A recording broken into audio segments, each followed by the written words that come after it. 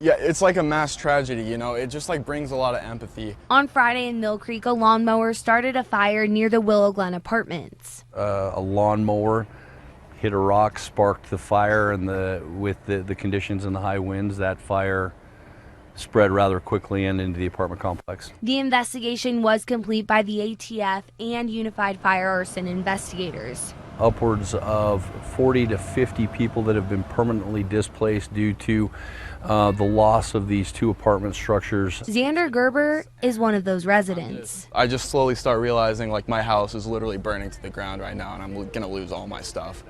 And yeah, nothing left. Xander told me it all happened so fast. Well, it just started off as a pretty regular day, and I decided to go out on my balcony and eat some food. I start smelling campfire. I start looking around and I saw a big plume of smoke coming up from the south end over where the dry field is. And I called 911 at 1:37. Lost all my possessions and stuff, you know, they have 24 units burned down. I've been talking to some of the firefighters. They say this is a once in a career type of fire. I haven't seen anything like this. We had a very unique situation where we had high heat and significant winds. Sharice Wingster is another resident who tells me she's lost everything. And wishing we could have saved all the animals in there still because there's so many lost. She too couldn't believe how fast the flames went through the property.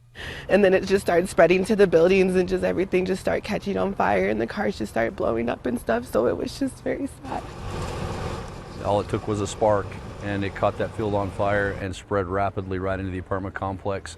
The thing that was frightening about it was how quickly it got up into the rafters and lit the roof on fire, and that evacuation process, it's a miracle that none of those residents were injured. I spent most of Saturday in the area. Neighbors tell me how people have been showing up to support those who've been impacted. Kind of feels like the community's being brought together, but in like a devastating, tragic way, you know? Yeah, it's interesting. It's a really weird feeling.